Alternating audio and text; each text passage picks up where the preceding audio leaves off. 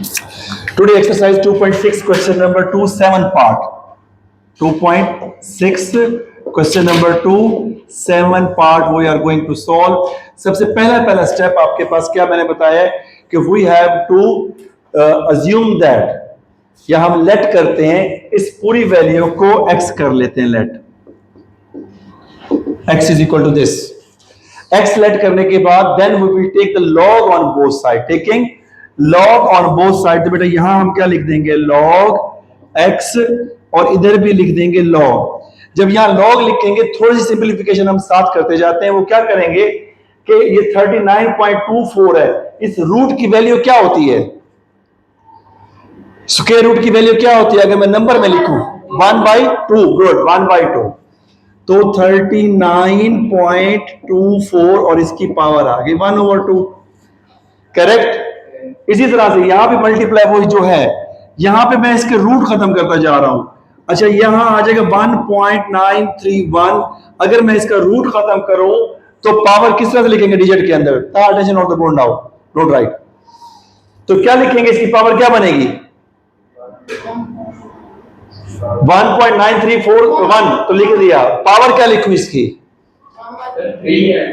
1/3. अगर यहां पे कोई नंबर ना लिखा हुआ हो तो 1/2. अगर यहां पे कोई नंबर लिखा हुआ हो तो वो आपके पास क्या बन जाता है 1/3. Is it okay.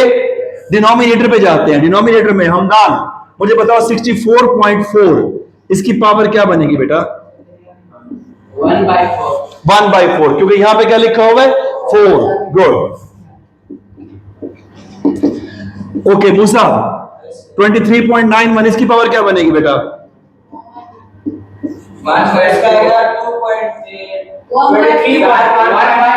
1/2. When there is no number written here, कोई नंबर ना लिखा हुआ हो तो वो पावर क्या होती है 1/2 होती है. अगर कोई नंबर लिखा हुआ हो यहाँ पे तो 1/that नंबर, यानी ये उसका क्यूब रूट है, ये उसका फोर्थ रूट है और इसको हम कहते हैं स्क्वायर रूट. पावर 2 होने की वजह से क्या कहते हैं square root. Is that clear. अब हमें इसे करना है 2.5 के मेथड के तहत सेपरेट, यानी लॉग को सेपरेट करके लिखना है. जब सेपरेट करके लिखना है तो यहां पे आप मुझे बताएं कि आपके पास जो मल्टीप्लाई है वो किस में चेंज होता है प्लस में. तो क्या लिखो बेटा जी 39.24 इसकी पावर 1/2 प्लस लॉग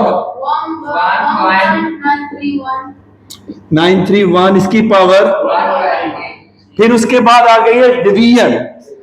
तो डिवीजन किस में चेंज होता है माइनस. गुड. माइनस आपके पास क्या आएगा बेटा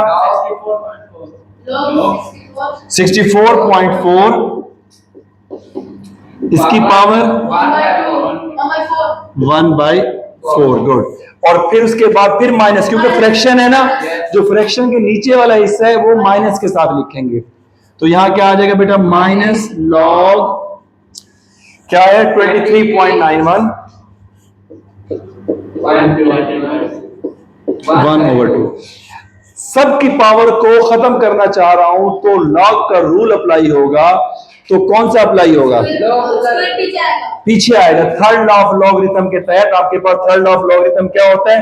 अगर मैं थर्ड लॉ ऑफ लॉगरिथम यहां लिख के बताऊं तो आपके पास थर्ड लॉ ऑफ लॉगरिथम हमारे पास जो अब अप्लाई होगा, लॉग आपके पास m की पावर n किसके इक्वल होता है n log m. ये वाला रूल अप्लाई करेंगे जिसके तहत क्या हो जाएगा इन सब की पावर खत्म हो जाएगी. और अगली लाइन का स्टेप अगर मैं यहीं पे लिखना चाहूं तो क्या होगा, ये 1/2 जो पावर है ये यहां आ जाएगा. ठीक, यहां से पावर फिनिश. यहां से जो पावर है वो कहां आ जाएगी 1/3 और यहां से पावर फिनिश. ये पावर यहां क्या आ जाएगी 1/4. यहां से पावर फिनिश. यहां से पावर क्या आ जाएगी 1/2 और यहां से पावर फिनिश. यानी मैंने जो अगली लाइन का स्टेप है वो मैंने यही लिख दिया. अगर आपके पास डायरेक्ट अगर कर सकते हो तो अभी ठीक है, वरना आप इस तरह से कीजिएगा. अब आप अपने कैलकुलेटर निकालें. मैंने कल आपके पास बताया था सवाल सॉल्व करते हुए कि कैरेक्टरिस्टिक और मैंटिसा सेपरेट लिखें. एम आई राइट. लेकिन आज आपसे कह रहा हूं कि अगर उसका कैरेक्टरिस्टिक किसी का नेगेटिव नंबर नहीं आ रहा, किसी का भी कैरेक्टरिस्टिक क्या है नेगेटिव नंबर नहीं आ रहा, जो कि मैंने इस एक्सरसाइज में चेक करके देखा है किसी जगह भी कैरेक्टरिस्टिक्स नेगेटिव नहीं आ रहा, तो आप डायरेक्ट वैल्यू भी पुट कर सकते हैं। डायरेक्ट वैल्यू कैसे पुट करेंगे? log 39.24 पुट करें, क्या आंसर आता है? 1.5937। क्लियर हो गया? लेकिन ये किस वक्त यूज करना है? डायरेक्ट विदाउट कैरेक्टरिस्टिक, अगर हर एक का कैरेक्टरिस्टिक पॉजिटिव हो या जीरो हो। अगर किसी का नेगेटिव आ रहा है ना, फिर कैरेक्टरिस्टिक प्लस मेंटिसा लिखना है, क्योंकि मेंटिसा हमेशा क्या होता है? पॉजिटिव। तो फिर जैसे मैंने कल आपको बताया था ना क्वेश्चन नंबर 2 के थर्ड पार्ट में, कैरेक्टरिस्टिक प्लस मेंटिसा, फिर आपने यूं लिखना है अगर कैरेक्टरिस्टिक क्या हो? नेगेटिव। अच्छा यहां पे आ जाए आप प्लस, तो 1.93 पुट के बंद करते हैं, गुड, -1/4, 64.4 पुट करे क्या आता है? log 64.4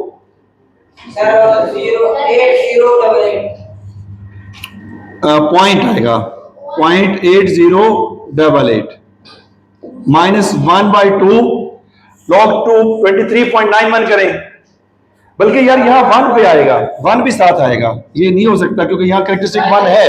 1.3785 इसका बेटा इसका एकदम चेक कर लो, क्योंकि उसने मुझे बताया तो 1 के बगैर बता 1 आते से 1 नहीं लिखवाया था ना। Okay, is that clear? अब ये सारी की सारी वैल्यूज मैंने कल भी आपको बताया था, कैलकुलेटर पे इकट्ठे लिखो and what you will get the answer. ये सारी वैल्यूज कैलकुलेटर पे इकट्ठे लिखे फ्रैक्शन के साथ और बताएं क्या आंसर आता है। When we solve all these values, then we will get the answer -0.24936। हमने 4 डिजिट पे स्टॉप करना है। जब 4 डिजिट पे स्टॉप करना है तो बेटा ये वाला डिजिट आपने चेक करना है, 5वां डिजिट। अगर 5 या 5 से बड़ा है तो फिर आपने क्या कर देना, इस नंबर को 1 इंक्रीज कर देना है और हमारे पास फाइनल क्या बन जाएगा आंसर? -0.2494।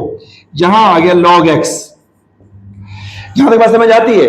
अब आपके पास अगर ये नंबर आ रहा हो नेगेटिव, इस चीज का ख्याल करना, अगर ये नंबर क्या आ रहा है नेगेटिव, तो ये है मेंटिसा, यानी डेसिमल के बाद वाला जो हिस्सा होता है उसे हम कहते हैं मेंटिसा। वो हमारे पास हर हाल में पॉजिटिव होना चाहिए। क्या होना चाहिए? पॉजिटिव। अब हम इसे पॉजिटिव बनाएंगे कैसे?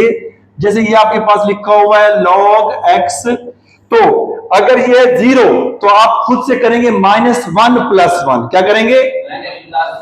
अगर यहां आ जाता 1 तो आप खुद से करेंगे -2 + 2, यानी 1 डिजिट ज्यादा। अगर यहां आ जाता -3 देन आप क्या करेंगे? -4 + 4। अब मैंने खुद से किया है -1, ये आ जाएगा बेटा -1 और ये आ गया +1, तो फर्क तो नहीं पड़ेगा ना।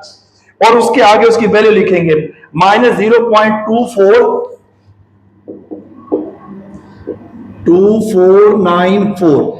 अब ये जो मैं आपके पास यहां पे इसे सर्कल करो, आप इस वैल्यू को सोल्व करके बताएं क्या आंसर आता है।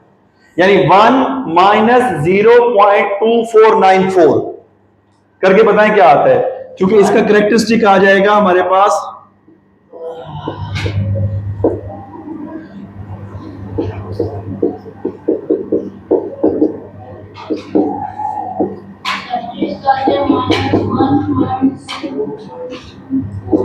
नहीं, आप 1 - 0.2494 करें, क्या आंसर आ रहा है? 0.7 -1 पॉइंट नहीं आ सकता बेटा, मैं इसको कह रहा हूं, आप इसको क्यों साथ ले रहे हैं? आंसर रीड करें। 0.7506 आ रहा है, यही है आपके पास 0. SD का बटन प्रेस करें ना, SD का बटन है ना बेटा, इसको प्रेस किया करो। 0.75 आगे क्या है? 06। अब देखो मेंटिसा पॉजिटिव आ गया ना, क्योंकि जो डेसिमल पार्ट होता है वो कहलाता है mantissa. It must be positive, इसे कभी नेगेटिव नहीं हो सकता। तो आपके पास ये है आंसर। SD का बटन प्रेस करें, वहां पे आपके पास AC के ऊपर एक बटन है SD, आ गया? ठीक है। अब जब ये आंसर आपके पास आ जाएगा बेटा, तो फिर आपके पास क्या करना है? आपने इसका एंटी लॉग लेना है, क्योंकि इस तरफ क्या है? x, तो x = आप लिखेंगे एंटी लॉग 0.7506। एंटी लॉग कैसे लेंगे? प्रेस पहले शिफ्ट करें, शिफ्ट और उसके बाद 0.7506 पुट करें, 0.506। क्या है आंसर? 0.7506। नहीं, 0 पॉइंट नहीं आया होगा। शिफ्ट और लॉक करके नहीं बेटा, आप गलत पुट कर रहे हो। आपके पास ये वाली वैल्यू कैसे निकालनी है मैं आपके पास दोबारा बता देता हूं। आपने पहले कैलकुलेटर में बटन प्रेस करना है शिफ्ट का, उसके बाद लॉक का बटन प्रेस करेंगे तो वहां पे 10 की पावर आएगा। तो अब इसका कैरेक्टरिस्टिक क्या था? -1। अब हमने ये -1 रिवर्स करना है, तो -1 जब आपने रिवर्स करना है तो ये एक डिजिट कहां आ जाएगा? इस तरफ। तो फाइनल आंसर इसका क्या बन जाएगा? वो बन जाएगा 0 पॉइंट आपके पास 5,6,3,1। ये हमारे पास इसका फाइनल आंसर आ जाएगा। अगर इसका कैरेक्टरिस्टिक होता पॉजिटिव तो फिर तो हमारे पास डेसिमल पॉइंट जाता राइट साइड पे, लेकिन इसका डेसिमल पॉइंट कैरेक्टरिस्टिक क्या है? नेगेटिव। तो डेसिमल पॉइंट ने जाना है लेफ्ट साइड पे। अगर -1 है तो एक डिजिट, अगर -2 होता फिर क्या करते? Sir 2 digit, 2 digit. एक डिजिट तो हमारे पास गिवन है, दूसरा डिजिट क्या लिखते हैं हम? 0। हम दूसरा डिजिट खुद से 0 लगा देते। ठीक है, ये हमारे पास इसका आंसर आ गया। If you want to verify कि यू आर राइट और रॉन्ग तो डायरेक्ट ये वाली वैल्यू अपने कैलकुलेटर पे पुट करें, then you will get this answer. Yes sir. And how to put, do you know that? Try करें, वरना मैं आपकी हेल्प करता हूं। अभी मैंने आपको बताया था कैलकुलेटर के बगैर हमने पूरा सॉल्व किया था। अब आप सिर्फ वेरीफाई कैसे करेंगे कि हमारा क्वेश्चन का आंसर ठीक है या गलत है? सबसे पहले आप ये देखें, आपके कैलकुलेटर पे एक बटन है ये फ्रैक्शन वाला, नजर आ रहा है ये बटन फ्रैक्शन वाला? इस बटन को, फ्रैक्शन वाले बटन को आप प्रेस करें तो ये फ्रैक्शन शो हो रही है। अब इस फ्रैक्शन को जब शो हो रही है तो सबसे पहले क्या है? Square root.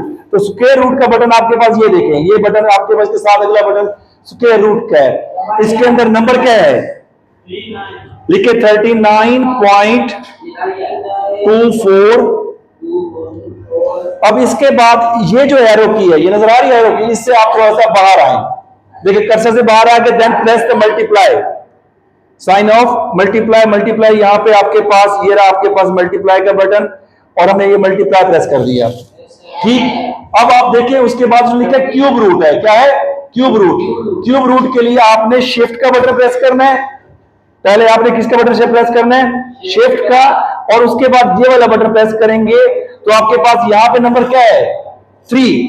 तो यहां पे आप प्रेस करें 3 और इनसाइड में ब्रैकेट आ जाए एरो की के साथ। इनसाइड में क्या नंबर है? 1.931 यहां तक समझ आ गई?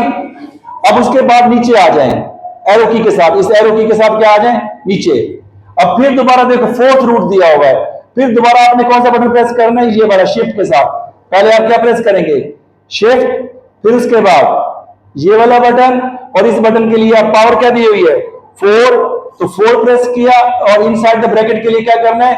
ये वाली की इस्तेमाल करनी है 64.4। फिर आपने दोबारा एरो की पे जाना है, ये जहां पे एरो की के ऊपर आप एरो की, फिर क्या साइन है? मल्टीप्लिकेशन। तो मल्टीप्लाई आपके पास ये रहा मल्टीप्लाई। फिर उसके बाद आगे क्या है? Square root. स्क्वायर रूट का डायरेक्ट बटन है, वो स्क्वायर रूट के लिए डायरेक्ट बटन यूज करेंगे। और नंबर क्या आ रहा है? 23 पॉइंट आपके पास 91। इसके बाद आपने बटन प्रेस कर देना है कौन सा? ये इक्वल वाला। जब आप इक्वल का बटन प्रेस करते क्या आंसर आया?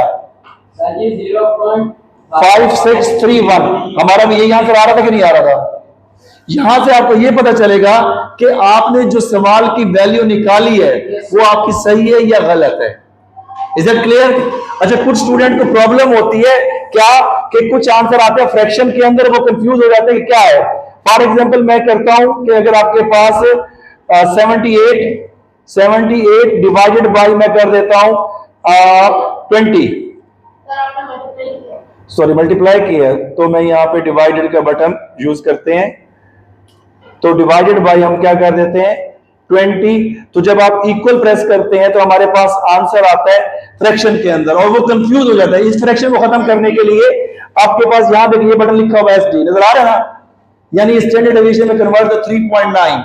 यानी फ्रैक्शन से डेसिमल में जाना है तो भी यही बटन यूज होगा, इस बटन को दोबारा प्रेस करेंगे तो फ्रैक्शन में आ जाएगा। पहले प्रेस किया देखो फ्रैक्शन में है तो किस में आ गया, डेसिमल में। डेसिमल में इस बटन को दबाएंगे तो क्या आ जाएगा, फ्रैक्शन में। तो मोस्ट ऑफ टाइम जब आप सॉल्व कर रहे हो तो वो फ्रैक्शन में आता है, ठीक है। तो ये इस कैलकुलेटर का फंक्शन है जो आपके पास इसको सॉल्व करके हम इसको करते हैं। Is that clear? आप इसे अब राइट कर लें और आपके पास कल इंशाल्लाह इसका जो कोई और प्रॉब्लम सॉल्व करेंगे।